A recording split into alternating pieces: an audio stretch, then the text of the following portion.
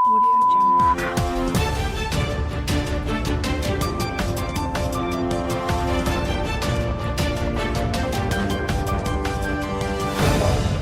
Magandang araw Pilipinas, magandang araw mga kabantalan. Ako po si Paolo Salamatin. Ako naman si Jel Manalo. At ako naman si Karen Ancheta. Samahan ninyo kami pasadaan ng mga balita sa loob at labas ng pantalan. Ito ang Ronda Pantalan. para sa unang balita, mas pinaigting na Oplan Ligtas Biyahe ang ipinatupad sa lahat ng PPA Port Management Offices sa buong bansa upang masiguro ang kaayusan sa mga pantalan sa kabila ng kaliwat-kanang pagdagsa ng mga pasaherong pauwi sa kanilang mga trabaho. Para sa buong detalye, narito ang report ni Cara Perdito.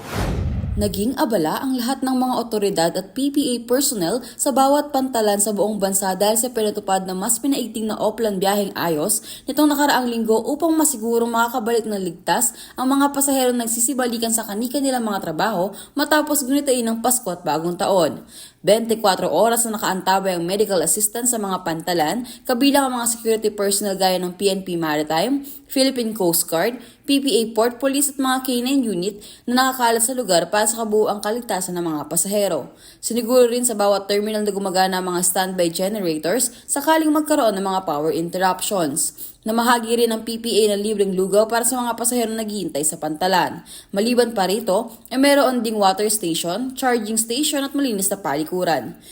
Sa ngayon, bagamat may mga ilan-ilan pa ring pasahero ang balik Maynila mula sa mahabang bakasyon, back to normal na ang mga estado ng mga pantalan habang patuloy pa rin na nakaantabay ang lahat ng PPA personnel upang malalay sa lahat ng mga pasahero.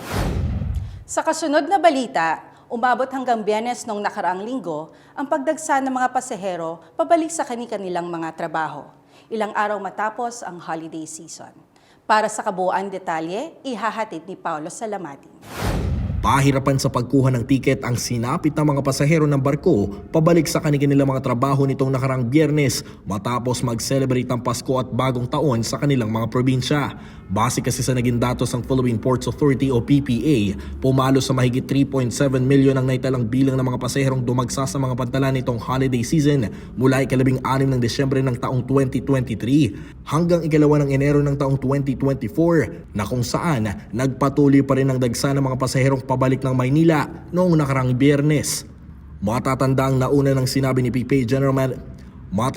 nauna ng sinabi ni PPA General Manager Jay Santiago na maagang planuhin anya ang pagkuha ng mga tiket mula pagpunta hanggang sa pag-uwi nang hindi na magkaproblema pagdating sa pantalan. Sa kabila ng dagsa ng mga pasahero, nanatili namang nakaantabay ang PPA Port Police kasama ang puwersa mula sa Philippine Coast Guard at PNP Maritime Unit upang pangunahan ang kaayusan sa mga pantalan sa katatapos lang na holiday season. Alamin naman natin ang mga naging kaganapan at kung para saan ang isinagawang Simulation in Transit Cruise Operations sa Pier 15 ng Manila South Harbor kamakailan. Ang balitang yan pakinggan sa report ni Lucy Valdez. Nagsagawa ng isang Simulation Transit Cruise Operation ang Manila South Harbor noong nakaraang linggo na naging bahagi ng kanilang paghahanda para sa kauna-unahang pagbisita ng International Cruise Ship na MV Vasco da Gama nito lamang Sabado, ika-6 ng Enero ngayong taon. Layon ng isinagawang simulation na masigurong ligtas at mabilis na daloy ng trapiko ng mga pasahero sa pantalan magmula sa pagbaba ng barko patungo sa kanilang mga nakatalagang bus hanggang sa paglabas ng terminal. Ang nasabing cruise vessel ay may lulan na 615 pasahero kasama ang 497 crew members na kung saan mahigit 100 dito ay mga Pinoy na naninilbihan sa barko. Ang Simulation Transit Cruise Operation ay naisakatuparan sa pakikipagtulungan at inisyatiba sa pagitan ng Asian Terminals Incorporated at Port Management Office ng NCR North.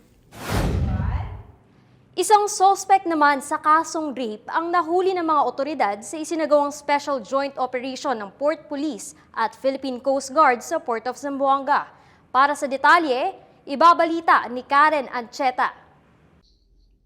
Matagumpay na naaresto ng PPA Port Police Division ng Port Management Office ng Zamboanga ang isang pasahero na suspect sa kasong rape na kinilala bilang si Alfaher Hama o mas kilala sa alias na Pading nito lamang Enero ng taong 2024.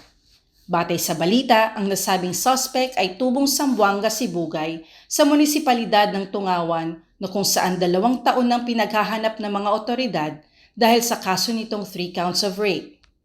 Dahil sa pagtutulungan ng PNP, PPA Port Police Division, Field Station Zamboanga at Coast Guard Special Operations Group ng Southwestern Mindanao, matagumpay na nahuli ang suspect sa Corcuera Exit Gate ng Baseport, Zamboanga.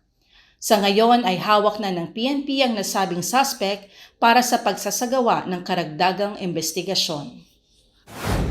Para naman sa good vibes, isang kabayanihan ang naipamalas ng isang PPA employee na si Neby Kayanan, isang contract of service janitress na nakapagbalik ng isang envelope na naglalaman ng pera sa may-ari, isang araw bago sumapit ang Pasko. Batay sa naging kwento ni Neby, habang ito'y naglilinis sa kanyang duty area sa loob ng pier ng Porto Puerto Princesa, tila napansin nito ang isang envelope na walang pangalan at pakalat-kalat. Inakala ni Neby na isa lamang itong basura, ngunit nang ito'y silipin ay may laman itong 7,000 piso.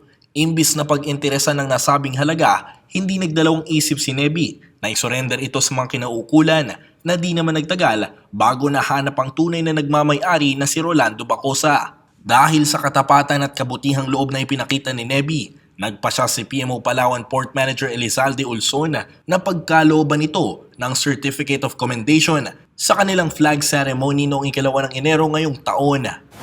At yan ang mga balitang aming nakalap sa pagronda sa mga pantalan sa araw na ito. Manatiling nakatutok sa aming social media pages. I-type lamang ang Philippine Ports Authority sa Facebook, Instagram, Twitter at TikTok para maging updated sa mga kaganapan sa pantalan. Muli, ako po si Paulo Salamatin. At ako naman si Jel Manalo, At si Karen Ancheta, ito ang Ronda Pantalan.